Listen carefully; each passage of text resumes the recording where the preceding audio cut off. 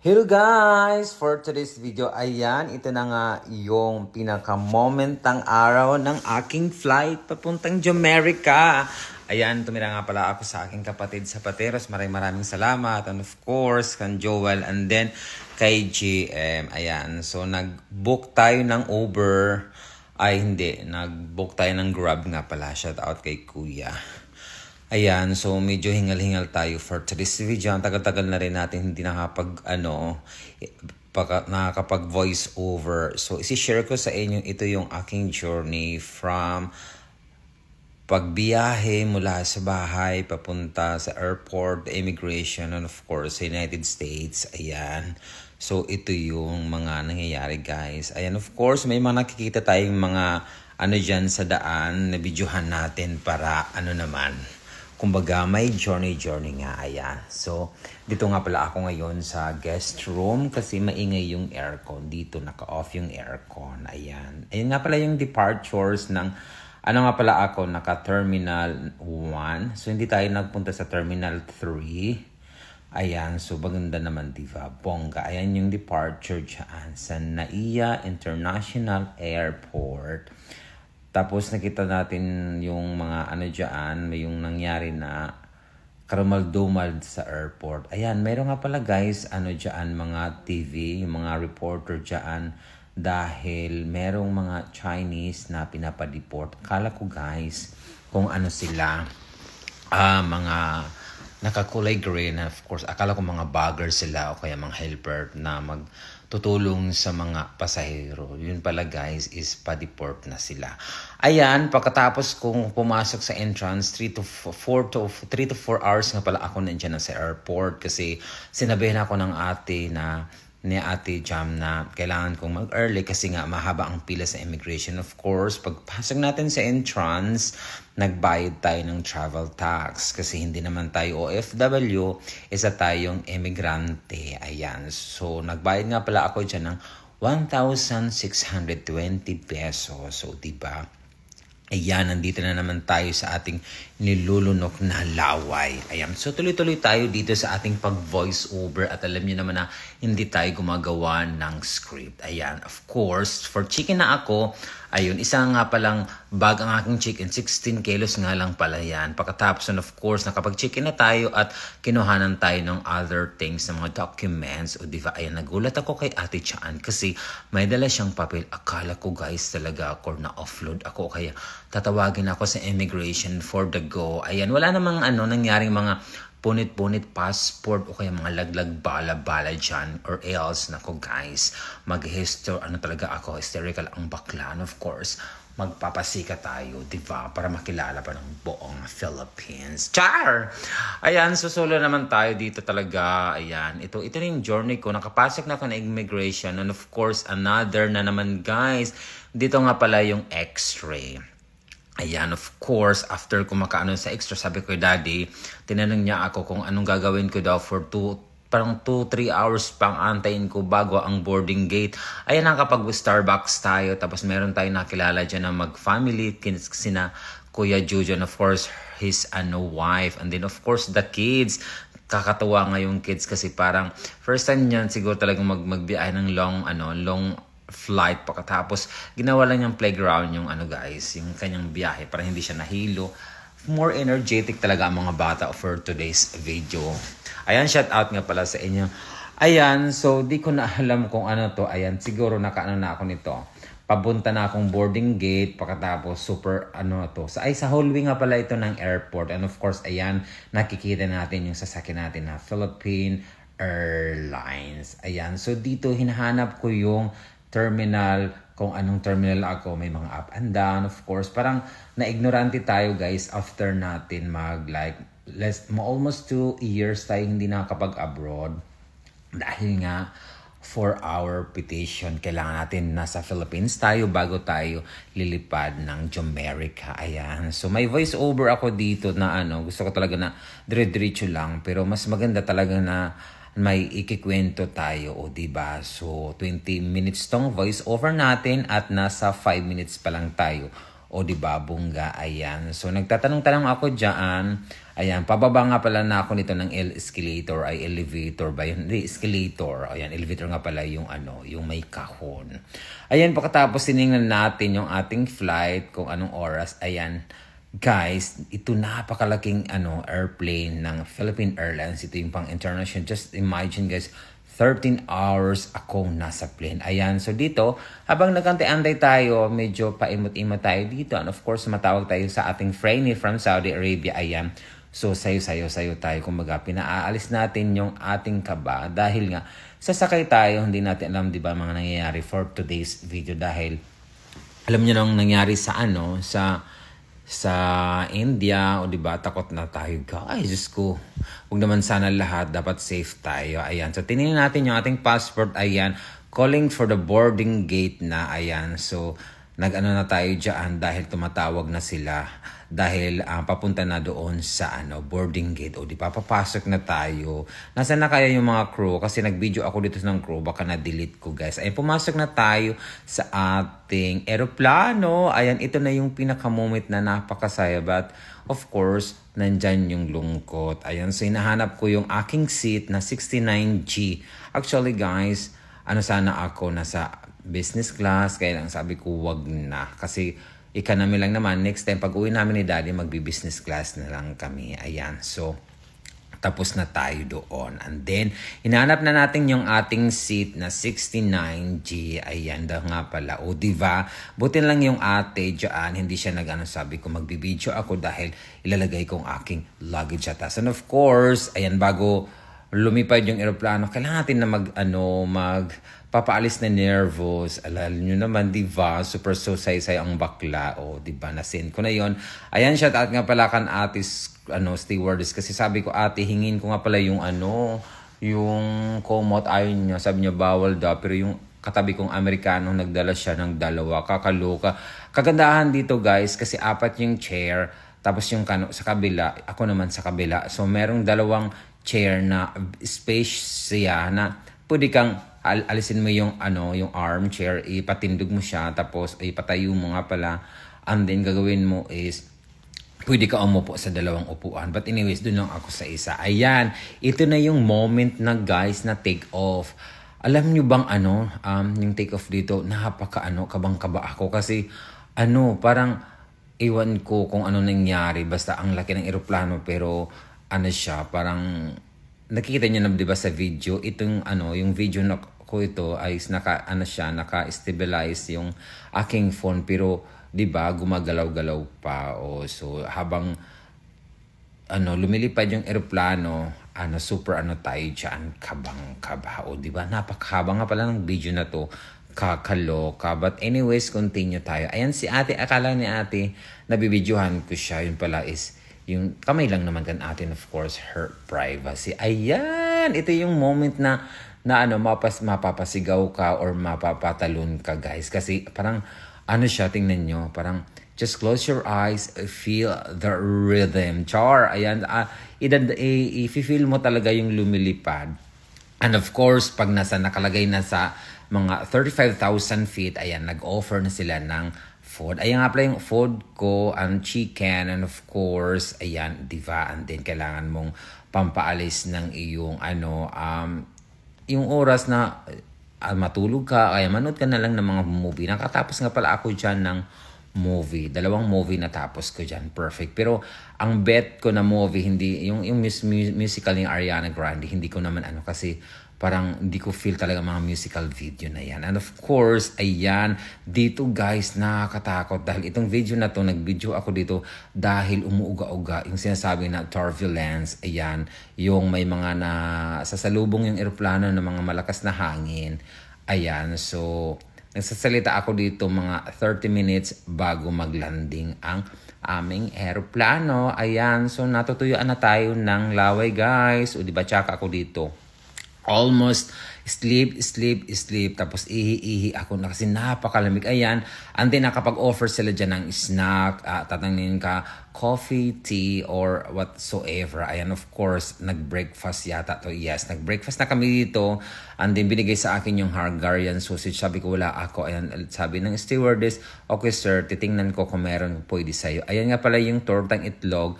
Ayan, na-allergy na naman ako guys sa tortang itlog. Ayan, almost 10 minutes na tayo nag-voice over. Ayan, mga 1 hour before ng aming flight. Ayan, nandyan nga pala yun guys. Ito na yung sa LA, Los Angeles, California nga pala. Ako it's Los Angeles nga pala.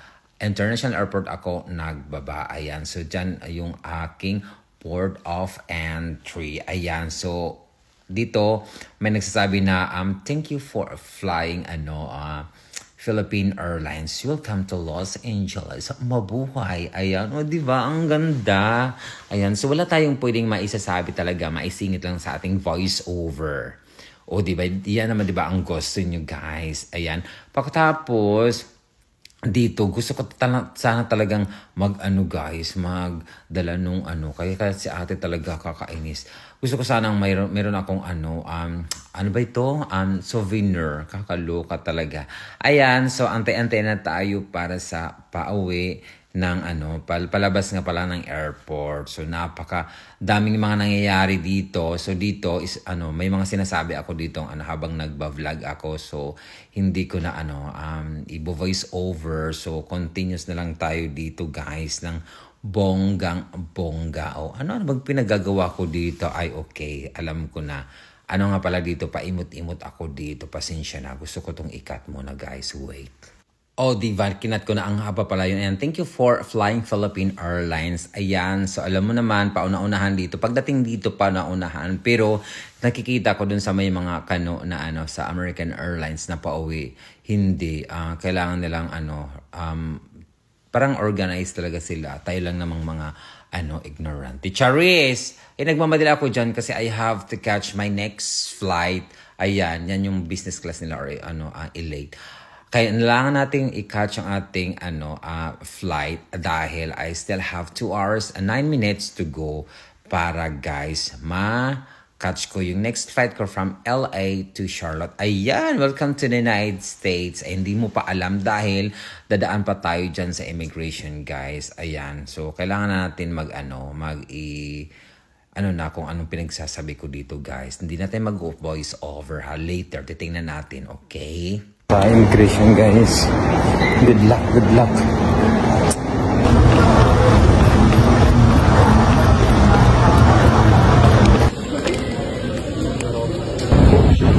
Ayan guys, so nakatagalan tayo ng konti sa immigration kasi ni-review lahat ng mga documents ko. So, ayan, thank you so much. I think 12 minutes or parang ako na yata natira doon. So, parang kinakabahan tayo. But anyways, it's success.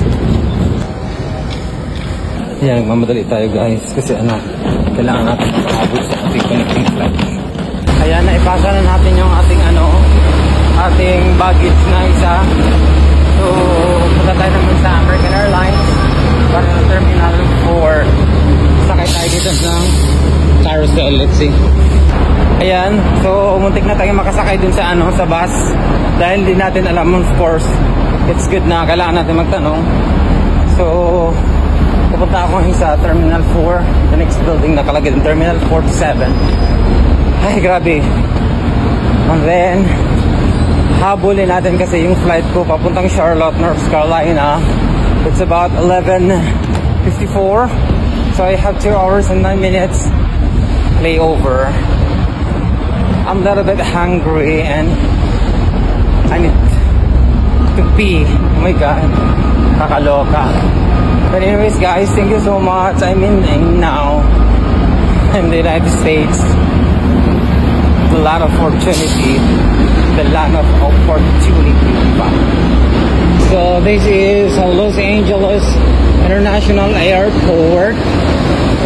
Sa domestic naman to. Ayan, so mag-walking tayo. Tama-tama si ate. Sabi sa akin, kailangan mong bilisan and everything. I think very smooth naman lahat. Pero kinakabahan pa rin, di ba? It's a little bit confusing and tricky. So we're here in Chicken Terminal 4. So let's get it on. Ayan, nakadaan na naman tayo at nakakapag-check-in na tayo ng ating bagahe. Papunta na tayo sa gate. 460 bound to Charlotte, North Carolina. Dito Marnakit. Grabe. Oh my God.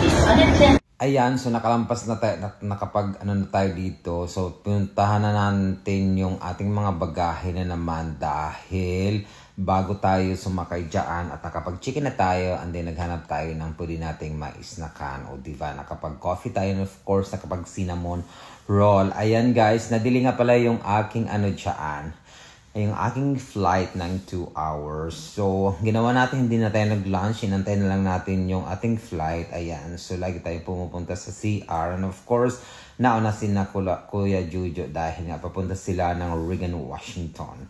O, diba? Pagkatapos, ayan na guys. Sumakay nga pala ako dyan ng American Airlines. O, diba? Perfect. Parang blue and red ang aking mga planes. Ayan. So, nasa 30 tayo na seat. And of course, ayan, nagbigay sila ng snack muna, juice or pretzels or ayaw ng pretzels kasi ano, akala ko nga, yung pretzels sa atin, diba, yung mga chocolate, yung pretzels lang talaga, iyaan, nakasalted nga pala, hindi ko alam. Diyos ko, ang baklang ignorante.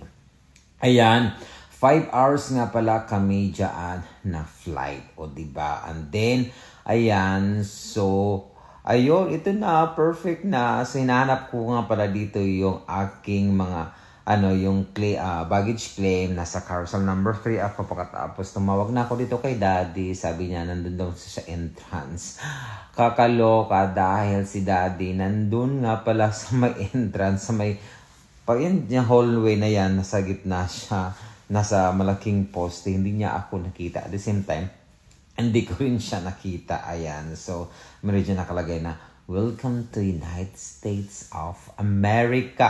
Ayan. So, ito yung sabi ko, siguro achievement or gawin sabi natin, super happy ako dito dahil nakalampas na tayo. At sa hindi tayo nag-custom dahil doon pala nga sa port of entry sa LA, doon nga pala lahat, everything. So, Diyos ko, grabe. Iba-vlog ko sa inyo kung ano nangyari doon sa immigration sa akin. Bakit ako natagalan at bakit very smooth na sa aking pakiramdam. O diba? Magkaiba yung yung kaba ko sa immigration dito at kaba sa immigration sa atin. O diba? Diba? Perfect. Ayan na nga, nandito na kami. Diba? So, nag-meet na kami ng aking daddy, o diba, ayan, sabi ko sa kanya, kinuha niya yung aking yung aking malitang maliit dahil nga dyan, hinantay ko muna yung aking malita na malaki, o yan, tapos nandun na siya, and then, pagkatapos, naghanap pa kami dyan ng ng bus, dito guys, may bongga, kasi ang layo ng parking nila, tapos, may pa-free bus dyan, pero may bayad naman siguro, kasi may card si daddy, tinatap niya. Ayan, nasa nag-parking na kami. And of course, ayan, nandiyan na ako. Diba? Kasama ko na siya. Ayan yung kanyang car. O diba? Super siya talaga ang ang naglagay. Ayan, pumasok na kami sa car. And then siya. And then sabi niya, nakita mo ba yung yung card? Yun pala, may nahulog siya na card sa bus. Ba't nang kinuha ko? Kasi yun pala yung pang kailangan mo itap doon sa may exit na na parang checkpoint, ayan. So, it's about 10:30 na kalabas na ako ng airport and we are looking for a restaurant para kumain ng dinner. So, wala kami nakikita yung mga restaurant na you have to order, na umupo ka lang, tatawagan ng waiter, wala. Kundi guys, napakaraming fast food out there, ayan. So, naghanap kami and then, out na nga pala, ayan yung sinasabi kong na kailangan itap ni daddy kasi or else magbabayad siya ng malaki. Ayan, so super drive na naman siya. Diyan nga pala kami sa sa Charlotte, South Carolina. Ayan, so ay hindi, North Carolina, sorry. Ayan, so nakapag-book kami dyan ng hotel sa Marriott. Ang pangalan ng ang dami nga palang mga dyan, sabi ni daddy, almost 27 na mga hotel ng Marriott, kanya-kanyang pangalan. Ayan, so naghanap kami dyan, tapos wala kaming ayan, sa Waffle House sarado na. Bumaba kami dyan, wala. Pagkatapos dyan na naman sa and of course, ang bagsak, save the night ay ang McDonald's. And that is my first McDonald's, guys, na kinain ko dito sa bansang Amerika. Ayan yun lamang, guys, aking share sa inyo. I have a lot of vlogs and video to share. Thank you so much for watching. Ayan, so medyo emotional lang tayo dahil of course naninibago tayo sa environment and of course yung mga kinakasanayan nating mga pangyayari sa ating buhay Philippines. But anyways, let's accept the facts na nandito na tayo sa bansang Jamaica. Thank you so much for watching. Ayan, maraming salamat sa ating mga friendship. Diyan nga pala kami nag-chicken. Bye!